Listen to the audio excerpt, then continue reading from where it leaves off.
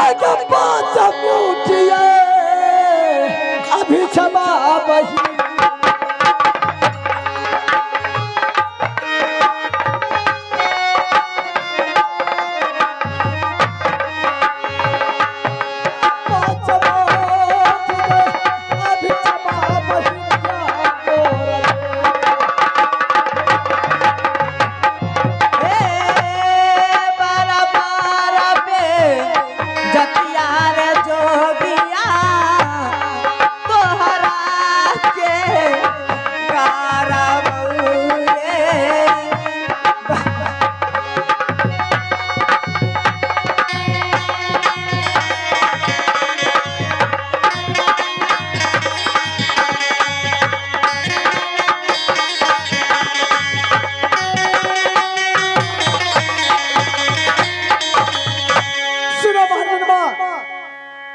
में बोल रहे बहन का नाम छोड़ दे। भोजन तो करा दिया, हाँ। लेकिन एक शौक तुम्हारे दरवाजा पे मुझे बच गया है।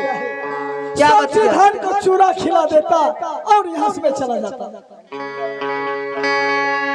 माने खजा चूड़ा खिया देता। का एकरे कजे पर धान कुटबे चूड़ा कुटबे आ तब एकरा खेबे हम अपने शौक से खइ। कोने मौगी मर्दा अपन देखत रह त टलबैया डाही बैठ खौ की भाई डाही।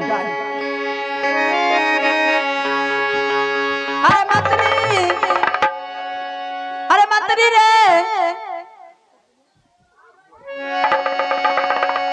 अरे जल्दी से यही तेरे मंत्री मोर ना जद कबर मंत्री।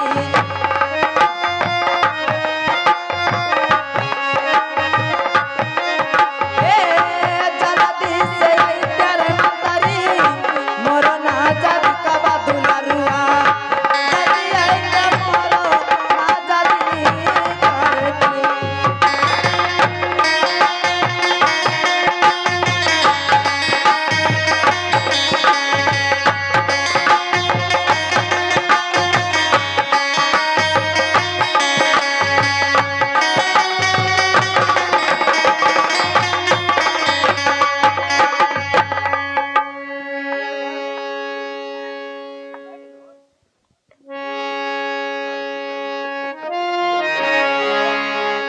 अरे आय चिचियात रह छियो मैं तू फिकिर सुतल रह छी। चाय वाला चाय करके भाई ले ले नहीं तो छूट देतो। मुंह घाव होय छै चाय पे छाड़ दम से। ले तू या पी हे चिल्लिया लग के हम छियो चुड़की उखाड़ लो हाथ बचाए बाप बाप तोरा हाथ में लगा धर के कदी उए आनी उठे तोरा की कहले उठा काने खाली उखरिया समाट रखिया ना धान खाली दां कलिए रे मंत्री आई है रे हमें कहलो ना हमरा को उखरिया समाट धान लग चल दिया दुइए गो। हां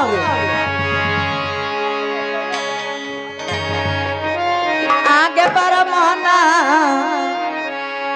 खुशी गहते आगे रानी वीर मां बाती के बहिना।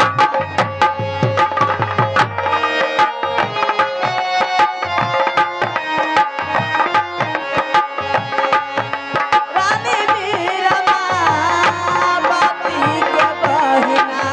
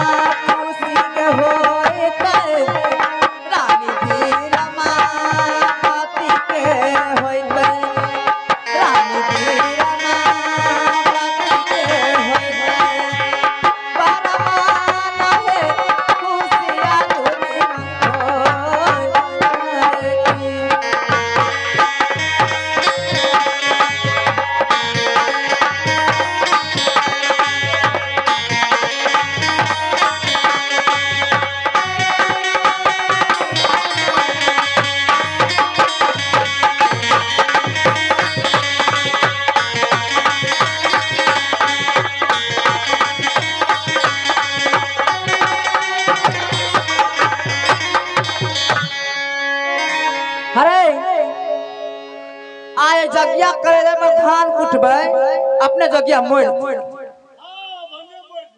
हमर न जा अच्छा किया रबा रहे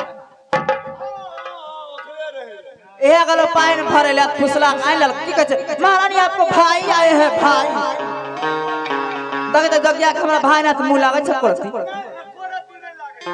एहन के भाई के झाड़ू लखन मारे छी अरे आप देखिए अगर हम की करे छी पंचायत के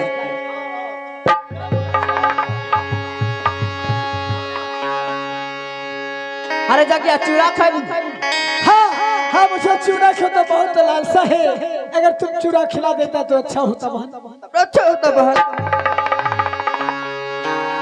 चूड़ा खाई चल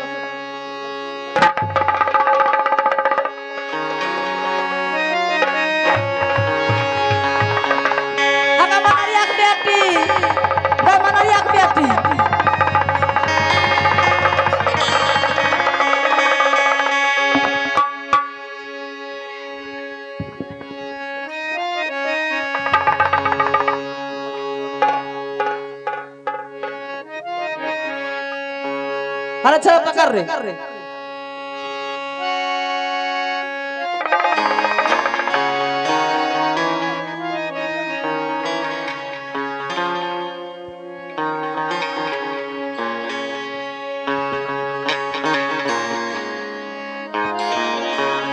आगे चूड़ा जाबा कुटबई